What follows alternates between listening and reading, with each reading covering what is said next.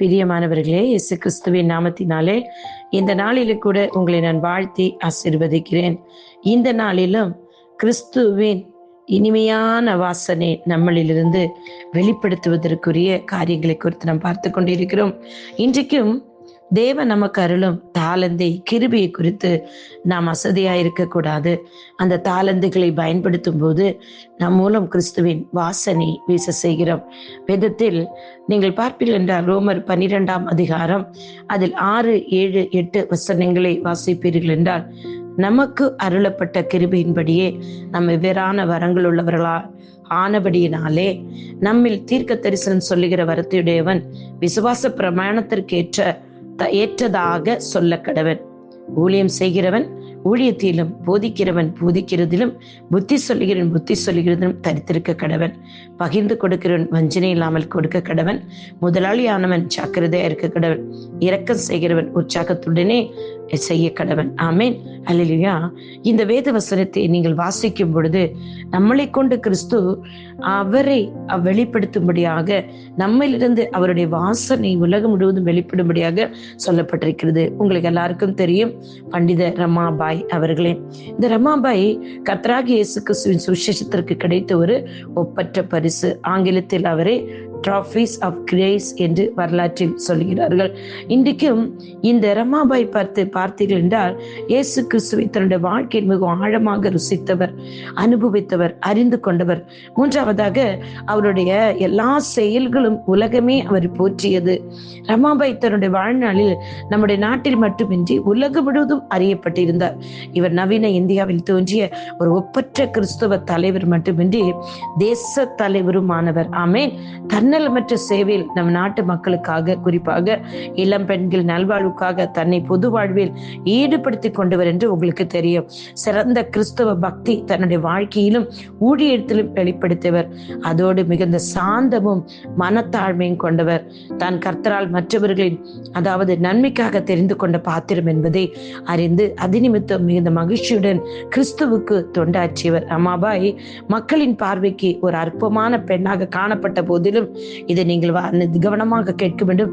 ரமாபாய் மக்களின் பார்வைக்கு ஒரு அற்பமான பெண்ணாக காணப்பட்ட போதிலும், விசுவாசத்திலும் ஊழியத்திலும் எதையும் சாதிக்கக்கூடிய மிகுந்த வைராக்கியம், தைரியம் கொண்ட ஒரு நிகரற்ற தலைவர். எவரும் தன்னை தங்கள் சொந்த நோக்கத்தை நிறைவேற்றுவதற்காக பயன்படுத்த ஒருபோதும் அனுமதிக்காதிருந்தார். அருமையானவர்களே, இந்த ரமாபாய் அவர்களோடு கூட விடவில்லை, அவர்களுடைய மகளையும் அப்படியே அவர்கள் படைத்தார்கள். அவருடைய மகளும் நம்முடைய இயேசு கிறிஸ்து நாமத்தினால் சுவிசேஷத்தை அறிந்து கொண்டு அவர்களும் பாருங்களே, நிறைய அந்த இடத்துல அவர்கள் சின்ன பிள்ளைகளை, வாலிப பிள்ளைகள் எல்லாம் எடுத்து அவர்களுக்காக தனியாக அவர்கள் நடத்தி கொண்டு வந்ததெல்லாம் நம்ம ஹிஸ்டரியில வாசித்திருக்கிறோம் இல்லையா? எனக்கு அருமையானவர்களே, இந்த ரமாபாய் இடத்திலிருந்து நீங்கள் இன்றைக்கு என்ன கற்றுக்கொள்கிறீர்கள்? நமக்கு கிடைக்கட்ட இந்த தாளந்தின் கிருபையை குறித்து நீங்க அசதியா இருக்கக்கூடாது. ஒருவேளை சுவிசேஷத்தை அறிவிப்பது, ஜெபிக்கிறது, விண்ணப்பம் பண்ணது, மற்றவங்களுக்காக ஜெபிக்கிறது, விண்ணப்பம் பண்ணு. ரமாபாய் மரிப்பதற்கு முன்பதாக அவர்கள் 20 ஆண்டு வேதத்தை வாசித்துக் கொண்டு ஜெபித்துக் கொண்டே இருந்தார்களாம். அந்த நேரத்தில் அவர்களுக்கு எபிரேய பாஷையில், அந்நிய பாஷையில் பரிசுத்தாவினால் நிரப்பி அந்நிய பாஷையில் பேசியிருக்கள், எபிரேய பாஷையில். பிரியமானவர்களே, நமக்கு கொடுக்கப்பட்டிருக்கிற இந்த தாளந்துகள் நாம் பயன்படுத்த வேண்டும். ஒருவேளை உங்களுக்கு இன்றைக்கு சுகமளிக்கிற வல்லமை கொடுத்திருக்கலாம், பிசாசுகளை துரத்துகிற வல்லமை கொடுத்திருக்கலாம். நீங்கள் பெண்கள் என்று நினைக்காதீர்கள். தேவன் உங்களுக்கு கொடுத்த அந்த கிருபையின் வரத்தில் அசதியா இருந்தீர்கள் என்று சொன்ன உங்கள் மூலம் அவருடைய வாசனை உலகம் அங்கும் செல்லாதுங்க. அவருடைய வாசனை வீசுகிற சகோதரர்களாக நீங்கள் நான் இருப்போம் என்று சொன்னால், நிச்சயமாக கிறிஸ்தவ விசுவாசம் என்பது ஒரு பொது வாழ்வில் விளங்கக்கூடியது.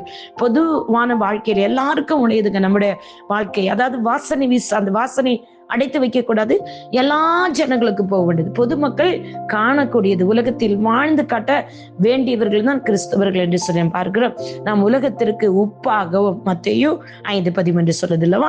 வெளிச்சமாகவும் மத்தேயு 5:14 இருக்கிறது. உப்பாகவும் வெளிச்சமாகவும் 5:13, 5:14. எனக்கு அருமையானவர்களே, இந்த ரமாபாயை போல நீங்களும் நானும் நம் இயேசு கிறிஸ்து நாமத்தில் அநேகருக்கு ஆசீர்வாதமா இருக்கும்படி அவர்களுடைய தாளந்தை அவர்கள் வெளிப்படுத்தினது போல அநேகருக்கு ஆசீர்வாதம் போல நீங்களும் இன்றைக்கு உங்களை தாளந்துகளை பயன்படுத்துங்க.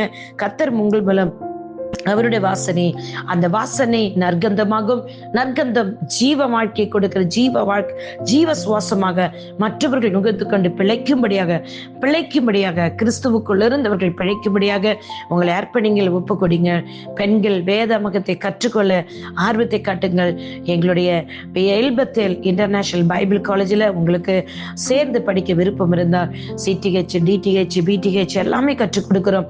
இதில் அநேக பெண்கள் கற்றுக்கொண்டு இருக்கிறார்கள். தங்களுடைய நேரங்களை வீணாக்கார்கள். வயது வரம்பை பார்க்காதீர்கள். ரமாபாய் பாருங்கள், ரமாபாய் மரிக்கிற வரையிலும் அவர்கள் வேதத்தை வாசித்து ஜெபித்துக் கொண்டுதான் இருந்திருக்கிறார்கள். எனக்கு அருமையானவர்களை, நீங்களும் உங்களை ஒப்புக் கொடுப்பீர்களா? உங்கள் மூலம் தேவனுடைய வாசனை வீச நீங்கள் தடை செய்யாதீர்கள். கர்த்தர் தாமே உங்களை ஆசீர்வதிப்பாராக. உங்களுடைய சகோதரி இவாஞ்சலிஸ்ட் Sheila ரசாரியோ. God bless you all. Amen, amen, amen.